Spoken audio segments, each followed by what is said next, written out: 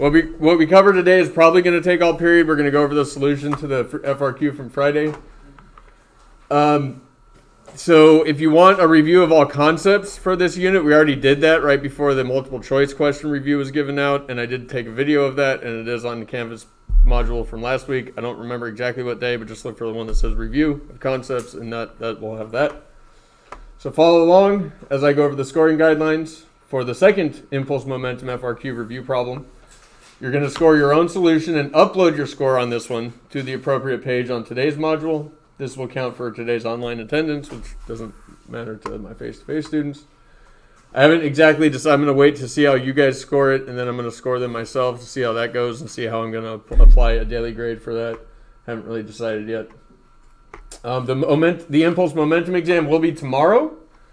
We'll use the same format as the last one. Please review the testing protocols and be ready to take it at the beginning of your scheduled class period. When you guys come in, if your chairs are not already on the other side, because the last class it's significantly smaller than this one, you got to take your chairs, put them on the other side so I can watch your computers while you take the test.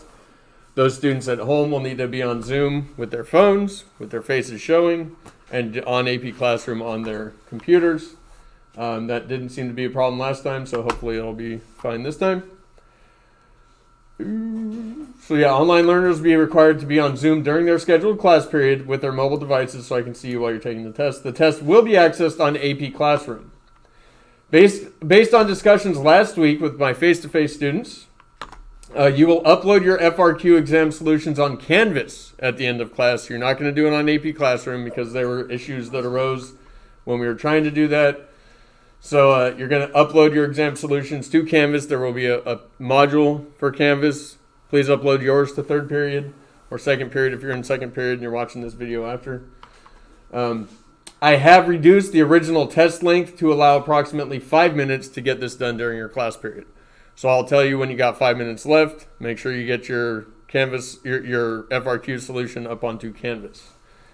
The FRQ will count for approximately half of the grade. So those for this test. So those of you that are in the habit of not paying too much attention to the FRQ, it's going to hurt you real bad.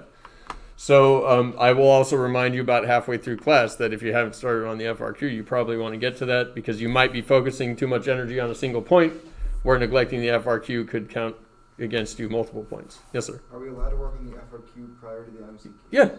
Yeah, you can skip. It'll always be the very last question.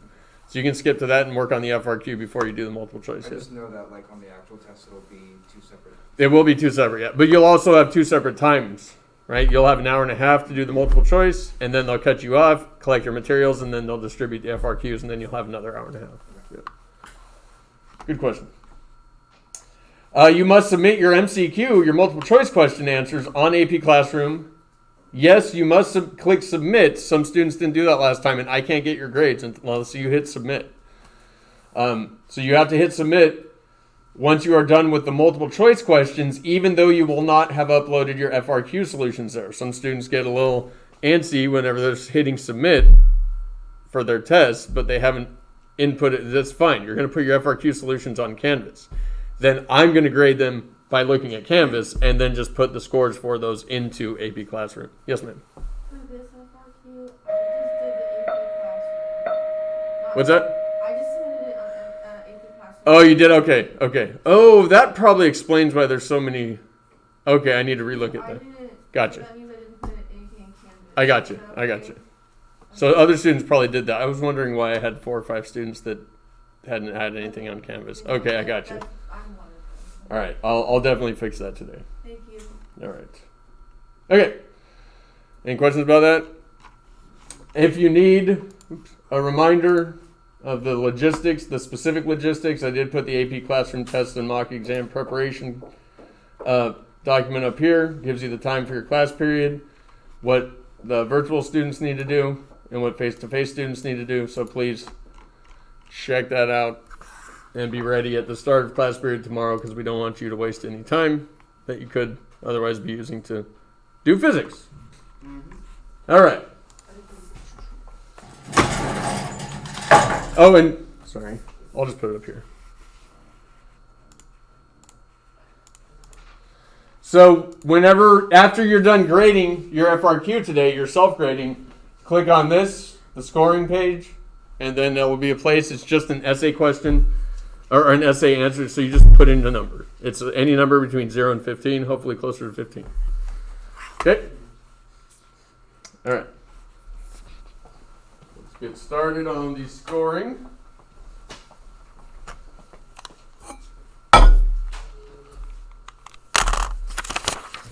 All right, and note our first one was a little more explaining, right? There's a lot of words in the first one. This one, a lot more calculating, right? So just be ready for either of those. We're in the realm now where we know a lot of physics. We can not only explain the physics theoretically in words and in writing, but also be able to calculate the same types of physics. So, just knowing it in words is good, but you also got to know it mathematically. Different ways of approaching. And I've said this at the beginning of the year. I don't think I've said it much since. You understand a physics concept when you can talk about it, you can explain it in words, you can explain it in writing, and you can explain it mathematically. If you can do those three things, then you're pretty good with whatever physics concept you're dealing with. Yes, sir. So I don't know if this was talked about, but for the last one, for the part 2E, the choices that you had were like 2 of them were the exact same thing. Yeah, on the FRQ part E, which would be the FRQ? E2 is less than E1 or E2 is equal to E1. At least from what I remember whenever I did. They were? You were given 3 choices. You were supposed to check mark one of them. Oh, they flipped them on. Exact same. Oh, yeah. Oh, man. Wow, this is published by the College Board, too. Good. That means the correct answer was... Oh, no. Either one would be fine, then. Because say the total mechanical energy E2 of the system just before the... Oh, no, yeah. So the correct answer is not there, then. Yeah, thank you for pointing that out. Last period, they didn't point that out. That means they must not have known. Okay. So block A of mass 4 kilograms. We'll write that here. Is on a horizontal frictionless tabletop and is placed against a spring of negligible mass, i.e. an ideal spring, and spring constant 650. That should say newtons per meter too, so that's another mistake. So that's lowercase k, spring constant, 650 newtons per meter. If you forget what the symbol for spring constant is, because this doesn't tell you, your formula sheet has it. Your formula sheet has all the formulas, and then it has all the symbols, and it tells what each symbol represents. So be familiar with your formula sheet. I will have copies, by the way, for the test tomorrow when you come in. The other end of the spring is attached to a wall. The block is pushed toward the wall until the spring has been compressed a distance x. So I'm going to put x here, but I'm going to note that this x is the spring compression distance. So that x, I don't know. I don't know what that is. So I'm going to put a question mark. Chances are when you see something like that, you're probably going to have to calculate what that is at some point. The block is released and follows the trajectory shown in the diagram, falling 0.8 meters vertically and striking a target on the floor that is a horizontal distance of 1.2 meters from the edge of the table. Air resistance is negligible. So those two pieces of information, the vertical falling and the horizontal distance traveled, what concept are you thinking of to analyze that motion? Kinematics, right? It's two-dimensional kinematics. It's a projectile, specifically a horizontally launched projectile. So when I list those things, I'm probably just going to write projectile here or kinematics and understand that technically what they're telling you is that delta y is negative 0.8 meters. If you want to more closely match what's on the formula sheet, as far as the kinematic equation goes, well, you start with an initial position of 0.8 meters and a final position of 0 meters. So final minus initial is negative 0.8. Remember, when you move downward in a coordinate system that defines up as the positive y direction, that displacement is negative. And then we also have our horizontal displacement, 1.2 meters. And again, we can think of this horizontal displacement as starting from an initial position of 0, which I'll define as the end of the tabletop, and then my final position will be 1.2 meters away from that, so final minus initial is positive 1.2. Remember, the kinematic equations are written in terms of x and x naught, but you can always convert that. You can always rewrite those in terms of delta x by just subtracting x naught from both sides of whatever equation has them. And then you can change them to vertical direction by just changing all the x's to y's. Okay. All right, so that's just my setup. That's just to get me started. And then part A says calculate the time elapsed from the instant block A leaves the table to the instant it strikes the floor. All right. Well, it was already said projectiles, right? We're dealing with projectiles here. I do have two-dimensional kinematics. Well, sorry, you said kinematics. I said projectiles. With projectiles, we have two-dimensional kinematics. We have motion in the x direction and the y direction. So we could pick either one as a starting point. However, if we pick the x direction, and this will be one of the last times I'll go over this, but because it's been a while, I'm going to go over it. Kinematic equation number 2 looks like this.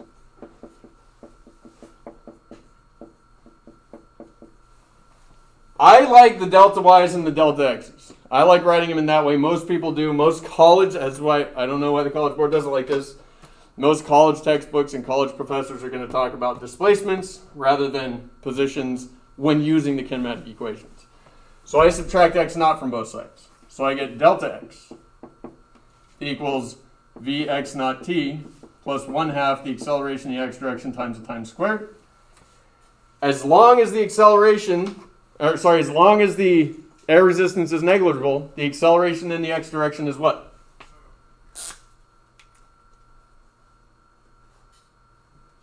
Everyone should know this.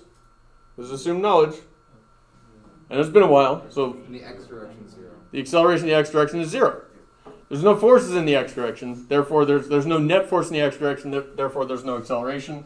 So this entire term goes away. If there's no acceleration, there's no change in velocity. So I can just get rid of the not subscript there. And I get that the displacement is equal to the x direction velocity times the time. Notice if I divide both sides by time, I have the definition of velocity. Velocity is displacement over time. Speed is distance over time, right, in the little kid version. So this is saying nothing more than speed is distance over time, but with direction, because they are vectors.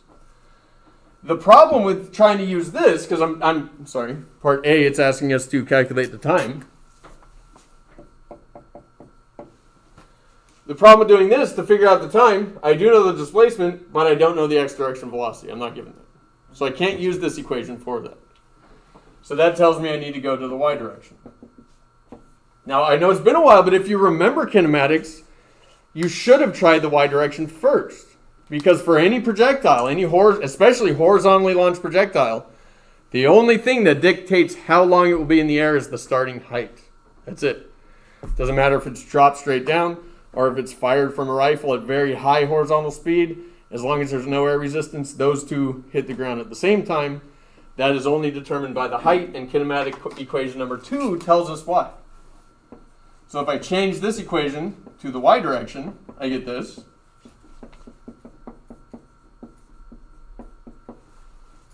And then I'm going to go ahead and do the same thing, subtract y naught from both sides. So the left side I get delta y. For a horizontally launched projectile, what happens to this term? It goes to 0. The initial velocity in the y direction is 0. Right? It has no component pointing up, no component pointing down. So this term becomes 0. So this just becomes delta y equals 1/2 the acceleration in the y direction times the time squared. And then I need to solve this for time because I obviously know the acceleration, that's g, and I know the vertical displacement, so my only unknown in this equation is time. So I multiply both sides by 2, denominator 2, numerator 2. I'm going to go ahead and do the whole solution here. I'm going to show every step. 2 delta y equals the acceleration in the y direction times the time squared. Divide both sides by the acceleration in the y direction. And I'm going to put the time squared on the left. So time squared is equal to 2 delta y over the acceleration in the y direction. Square root both sides. And I get that the time that the projectile will be in the air is equal to the square root of 2 times the vertical displacement divided by the acceleration in the y direction. Now we'll get to the scoring guidelines in a second, but if you just glance, you see that for part A, the equation they have is h equals 1 half gt squared. Actually, that would correspond more with what I have here, right? H equals 1 half gt squared. And again, this is an equation a lot of students kind of memorize. If I was to write that here, I would say that the time is equal to the square root of 2h over g, right? I don't particularly like that one as much because g technically is a positive number, and we put the negative there just to denote that I've chosen a coordinate system that defines up as positive. H heights are usually measured in positive numbers, right? This countertop is a certain height above the ground. It's a positive number. Technically, our vertical displacement of the projectile, right, in the analysis of the projectile's motion, technically delta y is negative. And so if I had a negative here and I have a positive here, it would be negative and it wouldn't make sense. Or I would have imaginary numbers, which are very useful, but not when analyzing projectile motion. Delta y technically is negative. The acceleration in the y direction is technically negative. So if you're going to use something like this, just understand that forget about the negative. So you cancel out, just put in the magnitudes of those values and you'll be good to go. Okay. As you'll see in the scoring guidelines, it's not going to matter whichever way you go. Okay, as long as you understand what you're doing. So I'm going to go ahead and use this, though, with my values over here. I forgot to write. The acceleration in the y direction we know is negative g, or negative 9.8 meters per second squared. So I have 2 times the vertical displacement, which is negative 0.8, divided by the acceleration in the y direction, which is negative 9.8 meters per second squared. The negatives will cancel, so I get a positive time value, which I should expect to get. 0.40. That's rounding it to 2 sig figs. So yeah. And remember, in this class, you don't need to worry about sig figs. Okay, if you're in AP Chem, you most definitely need to worry about sig figs. In AP Physics, even AP Physics C, you don't need to worry about sig figs. Technically, the answer to this question should be in 2 sig figs. But if you do 3, I usually just use 3 digits unless I know I'm being assessed over my proper use of significant figures. So if I'm in the proper number of significant figures is 0.40 seconds. So that's fine. Okay. Any questions about how we did that? There's no momentum yet, right? This is just all review. At this point, we know so much physics that any FRQ will probably have multiple concepts from multiple units assessed within it. You don't just move that everything, right? We're adding everything that we learned together. Yeah, not necessarily like in order though. Not necessarily, and you won't necessarily have all of them. It could be kinematics. Could be kinematics and then momentum. All right, so how do we award points for a correct relationship between vertical distance and time? Notice, and then it gives you an example. It doesn't specify that here, but the readers that use these to actually grade tests, that h equals 1 half gt squared is an example. To get that first point, you just need a correct relationship between the vertical distance and time. That could have been this, written without the crossing out the 0. It could have been this. It could have been this. Right? Anything. It could have been written like this. I don't know how you'd write it like that, though. Because some people remember that. Some people remember for a horizontal projectile, the height is 1 half gt squared. Okay. So any of those, they give you an example of what it could have been. But any statement, any correct statement has to be correct that relates the vertical distance and the time will get you that 1 point. The second point, for a substitution of the vertical height and the acceleration due to gravity. So that means if you put these 2 in there, you get the second point. So that's pretty straightforward for this one, but for subsequent parts of this problem, it'll say for the correct substitution of values that you got previously, where you actually have to make more sophisticated connections between what the question is asking and what numbers you're actually plugging into the equations. Any questions about that? Okay, and then for a correct answer. So for having 0.40 seconds or 0.404 seconds. Again, you're not gonna be assessed on your proper use of sig figs on the AP Physics exam. However, don't put like 15 digits. Don't put every single one on your calculator because then you might just annoy the reader. And you don't want to annoy the reader because you never get to see your test after it's graded. You never know how they graded it. You never know if they were in a bad mood. So it's a good idea to just make it as easy on them as possible. My rule of thumb is unless asked to specifically use the proper number of sig figs, three digits. And then change it to scientific notation if there's like 0.00017 zeros and then numbers. Don't write out. Convert that to scientific notation. It makes your reader's life much easier, and the easier you make their life, the more likely they are to err in your favor if there's a wiggle room, right?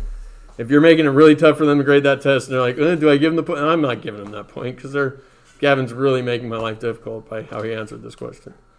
So, not that ever happens, but just as an example. Okay, note credit was awarded for an alternate version using Vy squared equals 2gh with appropriate substitutions to find vertical velocity when the block lands, followed by substitution of this velocity. So this is essentially saying you can use kinematic equation number 3 in conjunction with kinematic equation number 1 to determine the same value that you could have just used kinematic equation number 2 to get. It is possible. So, but that's why the guess method, if you're using the guess method, would tell you that the second equation would have been more efficient. So you'd want to go that route. Cool beans? Can we move on? All right. Part B, calculate the speed of the block as it leaves the table. So I'm going to call that over here. Got a block that's going to leave the table with a speed that I will label Vx. So Vx is going to be our question mark. All right. Now, note that we can do all this projectile stuff, no problem. We got springs, we got spring forces, we got spring energy, we got conservation of energy associated with that. No collisions here, no information about time intervals or initial and final velocities quite yet, although we're kind of getting there now. So I'm not really thinking in terms of momentum, right? Maybe energy. But I can't know how much energy was stored in the spring because I don't know how far the spring was compressed. I do know it's spring constant, but I don't know that. So I could maybe use conservation of energy, maybe conservation momentum to get the speed. But if I try any of those methods, then I'll see that there's multiple unknowns, and I can't actually get there. And you just use kinematics. I can just use kinematics, and that's by far the easiest way, right? Because now I know the time. Remember we talked about this. Remember, this is the constant velocity kinematic equation. It comes from kinematic equation number 2. Constant velocity means no acceleration. So anytime you're moving at constant velocity, delta x equals vxt.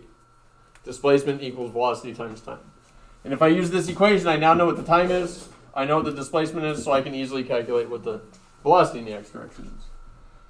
So I get delta x equals velocity in the x direction times time.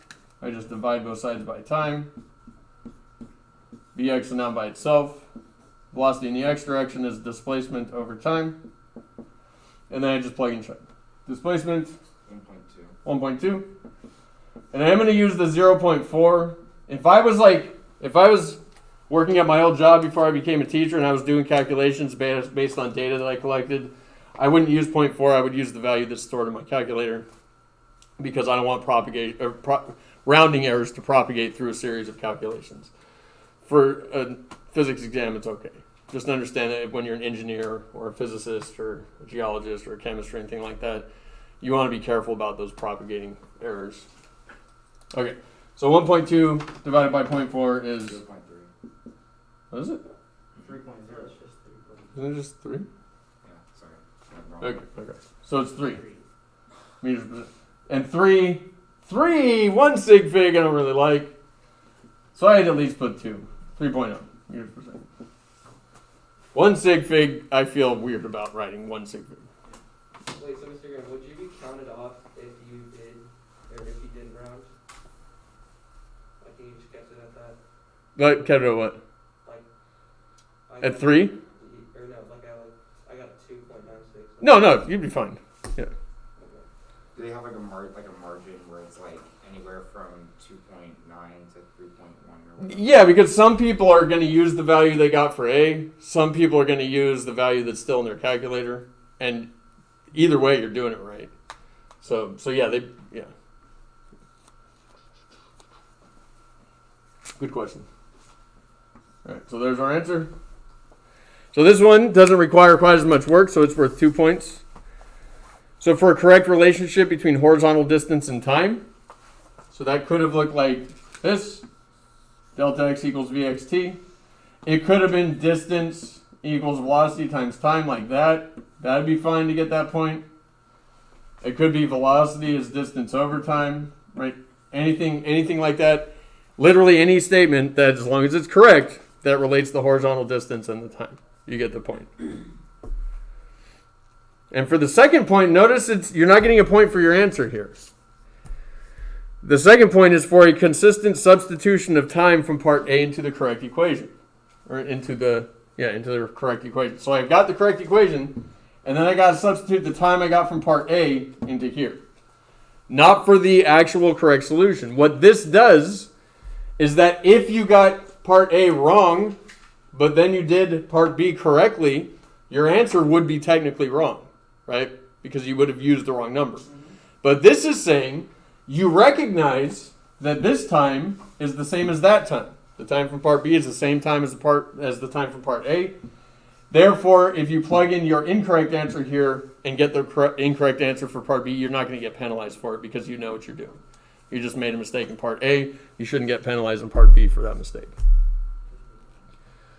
When we used to do tests in class and I would grade them by hand and let students look at them afterwards, if that happened, I would write CBPA, correct based on previous answer. I would put an X through it showing you that the answer was incorrect, but that you wouldn't lose points because you did it correctly based on what you incorrectly answered previously and have already lost points for. Okay. All right, part C, calculate the distance x the spring was compressed. All right, well now I'm dealing with something different. So part C, I need to figure out that distance x. And remember, this isn't the x is in my kinematic equation for the x direction. This is the spring compression distance. So I'll put SC for spring compression. Okay. And so here, it's not entirely obvious, unless you've done this quite a few times. But what you should say, read from the problem, is that the spring is compressed. The block is put against the spring and it's compressed, right? The block is pushed so that the spring gets compressed. When you compress a spring, you are doing what? Starts with a W. Work. That work goes into something. It goes into the potential energy stored in the spring, right? And then when I release the block, that spring energy goes away. And we got a frictionless surface here. We got a massless spring. We got an ideal spring. We got no air resistance. So where does that energy go? Into the block in the form of what type of energy? Kinetic energy. So what concept should I be thinking about when I go from spring energy to kinetic energy with no dissipative forces, no non-conservative forces? Conservation of energy. And there are no non-conservative forces acting, so that tells me that mechanical energy is conserved. Remember that if non-conservative forces like friction and air resistance are acting, then mechanical energy is not conserved. Overall, total energy is, but mechanical energy isn't. Okay. So before the block is released, we already said it's all spring potential energy. After the block has left the spring, it's all kinetic energy of the block. I could have written US naught plus K naught plus UG naught equals US plus UG plus K. I could have done that and then crossed out everything but these two. But at this point, you should kind of note that, okay, well, I just start with potential energy in the spring, then I end with kinetic energy of the block. You might say, but Mr. Graham, potential energy before and after, we're at a countertop. And so on the countertop, we got potential energy, and technically that's true with the reference point on the ground. But they're both the same height. So these two numbers are going to be exactly the same. So even if you put them in there, they subtract out from both sides when you solve the problem. Okay? And also remember the choice of measure of the 0.4 potential energy is arbitrary. So I can just choose to measure it from the countertop, and I'm fine. Right? The tabletop. Okay, so all that said, this is our statement here that we can now evaluate. Spring potential energy 1/2 kx squared, where x is the compression distance, and then kinetic energy 1/2 mv squared. I think I said this when we did our energy unit. Look how similar these look in form. Very close. What's that? Said they're very close. Yes, yeah, and there's a reason. Next semester, next year, except for we don't have any seniors in here, right? No. Okay. Next year, when you take AP Physics C, which I'm assuming all of you will, we'll actually derive these equations from, theoretically, using the calculus-based version, physics version of the definition of work. And then to derive these two, you have the same essential setup, the same mathematical setup. Those that know calculus, you have a squared and you have a 1/2 in the front. That might give you an idea as to how that happens. But anyway, that's next year. It's fun stuff, though. Take Physics C next year. Or take calculus-based physics in college. All right. So I don't like fractions. If I can get rid of them, I will. So what can I do here? Multiply both sides by 2, or just cancel the 2's, cancel the 1/2's.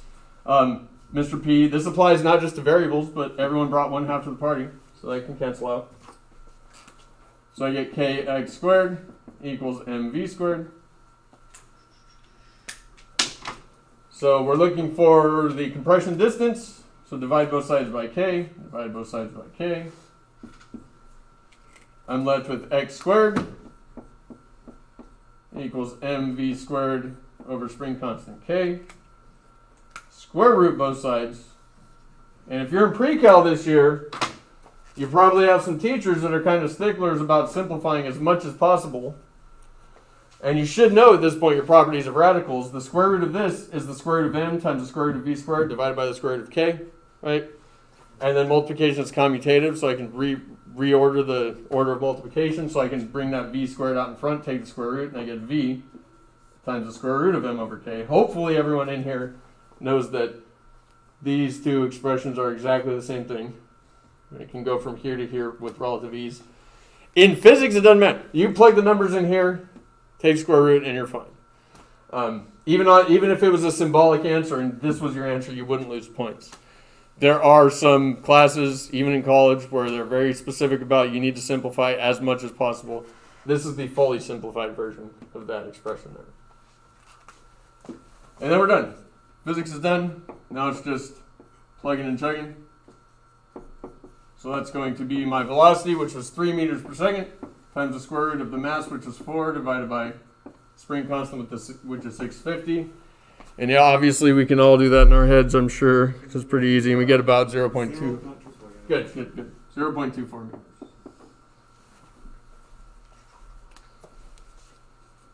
All right. So that's the three-pointer. How are points awarded? For any statement of conservation of energy. So, 1 point. Like we said, This, yeah, that could be one. This says the same thing, so we can use that. This says the same thing. We could have started here. We get that point. Okay? You could have said this. There are some physics teachers in the world that use I's and F's. Mr. P uses I's and F's quite a bit. When I first learned physics, I used I and F's. It wasn't until I started teaching AP Physics using the College Board. I won't say always, because not subscripts are used extensively in higher levels of physics. But yeah, I's and F's are fine. This would get you that point. Okay, any statement, any correct statement of the conservation of energy, you get that point.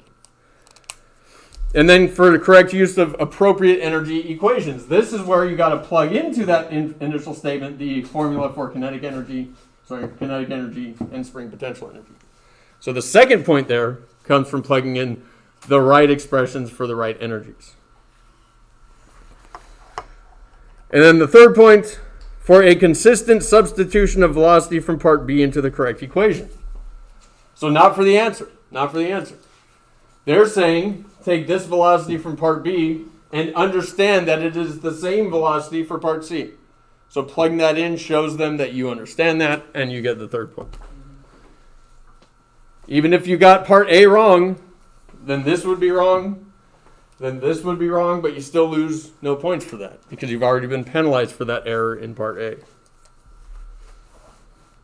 All right. So let's move on. Part D. Calculate D if X is equal. Oh, wait, sorry. Block B, also of mass 4 kilograms. So mass B, 4 kilograms.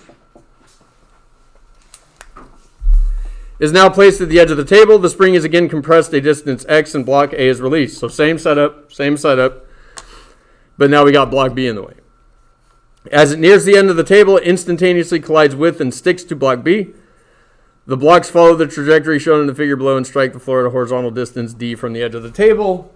And part D is asking us to figure out what that distance is. And you might say, well, isn't it just 1.2 meters? And to that I would say absolutely not. Because now we have a collision, specifically what type of collision? Inelastic collision. We have an inelastic collision. Objects tend to do what whenever they collide inelastically? Slow down, speed up, or neither? Slow down. So they're going to slow down. So the velocity the blocks leave the tabletop with is going to be smaller, so they're not going to go as far. Right? So, key word there that tells you what to do, collision. Collision, specifically an inelastic collision, conservation of momentum. Even if it's an elastic collision, a partially inelastic collision, or a recoil, or an explosion, doesn't matter. We start from the same basic statement. The initial momentum in the system is equal to the final momentum of the system, whether mechanical energy is conserved or not, whether kinetic energy is conserved or not. So the initial momentum is located purely within block A. Purely within block A, the initial momentum of the system is ma times the velocity that we got from part B. So I'm going to call that Vx. That's all of the momentum before the collision. After the collision, I have a single object whose combined mass is ma plus mb times some final velocity. This is where I do like to use f so I don't have a bunch of subscripts for the different velocities involved.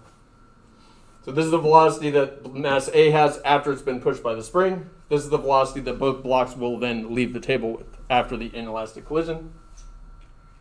Why am I figuring out this velocity? Well, I'm going to have to do kinematics again, right, to figure out the horizontal distance covered by the projectile. In order to do that, I'm going to use this equation. Notice they called it d, but I'm calling it delta x. That equals the x direction velocity times time, but that velocity is going to be this final velocity that the blocks have after they've collided. If you don't like these subscripts, use your own. It doesn't matter. You're free to use whatever subscripts, whatever makes it work for you. Okay.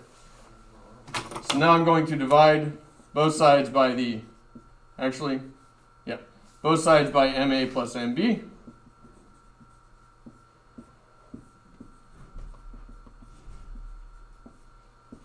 So it cancels there. V final is now by itself.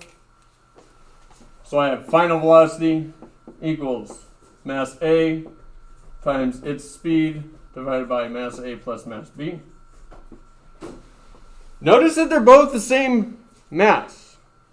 Intuitively, conceptually, if you have a mass that's a certain mass and it collides with a block that's the same mass, and they collide, stick together, and then move as one, momentum is conserved. Since I've doubled the mass, And momentum is just directly proportional to mass, directly proportional to velocity. Mass inversely proportional to velocity. If I've doubled the mass, what must happen to the velocity? It's slower. Is it half slower? It's exactly 1/2. Yeah. If I have the same momentum, but I double the mass, I must have 1/2 of the velocity to have the same p, the same momentum. So that's what I should expect. But let's show how we can actually show that. Well, I know that mass B is equal to mass A, right? They're the same. So I can just change this guy to mass A.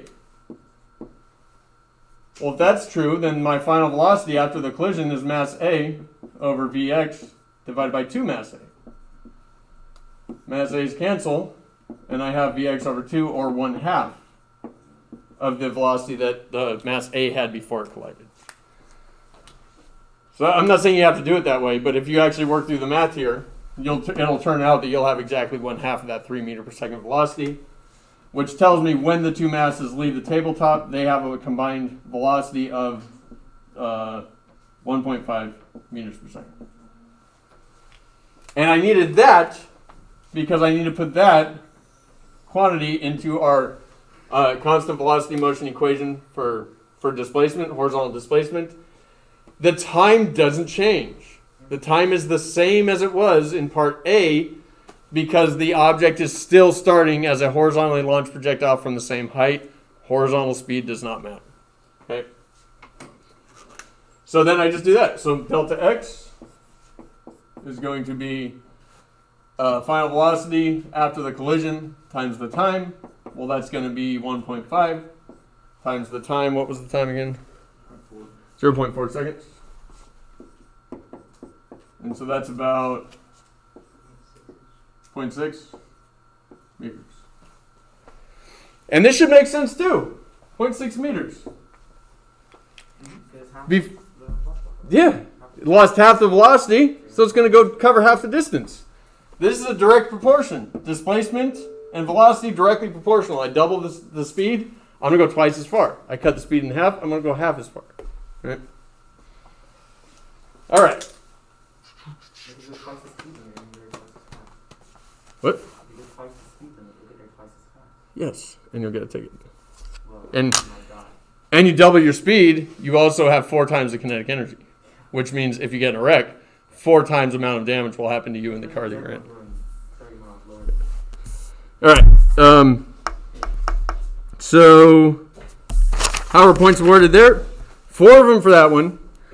For any statement of the conservation of momentum, so I could have this, gets me that point. I could have this, gets me that point. Either of those. Just a correct statement of conservation of momentum. Actually, it says for any statement, right? If you just said momentum initial equals momentum final. If you wrote that in words, you'd get that point. Because it literally says any. For substitutions of both masses into the equation, you could make this is a substitution technically. So I guess there's a little wiggle room there. Most people would have just put in 4 for both. So that's a gimme point. This for substitution of the velocity from part B into the equation.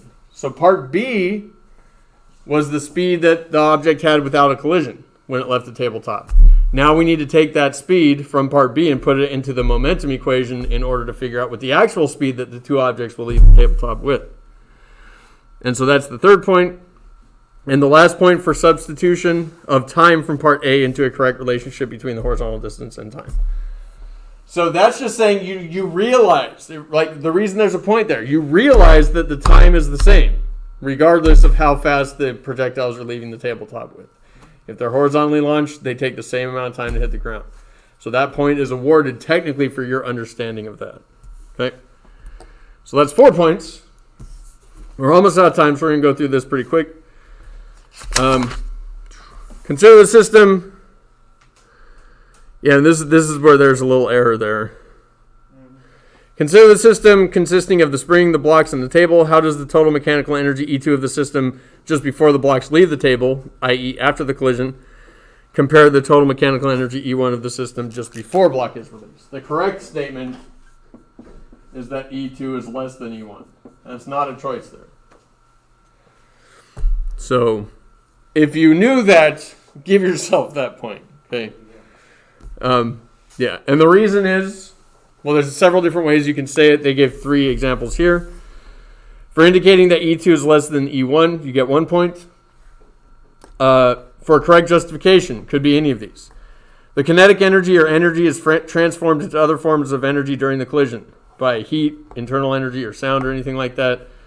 Realize that that's not part of this class, but if you know that, then you get points for it because it's true. It's physically true. You could say, like most people said, probably said in this class, or yes, last period they definitely did, the kinetic energy is not conserved in an inelastic collision. Right? That gets you the point. You could, if you really, really wanted to and had the time, calculate the kinetic energy before and after. You have all the values necessary for that, and what you would definitely see is that the energy after is less than the energy before, the total amount. Okay, so 2 points, one for this, and then 1 point for justifying it, and then you get 1 point overall for correct units on all completed answers. Not always, all the time, but in this particular one, and sometimes you will see this on questions, FRQs, where you have numerical answers for each part, you got to put the units. Notice it says for correct units on all completed answers. If you left 1 unit off of one of your answers, you would not get that point. You would have lost it. Okay, so please be careful with that. Again, test tomorrow. Check the module today. I know this took all period. Last week, there's a review video that I put on there that you might want to refresh yourself on. Yeah, any questions other than that, send me a reminder, whatever. Good luck tomorrow. Online students be here at the start of class. I'll let you in and have Zoom and AP Classroom open. All right.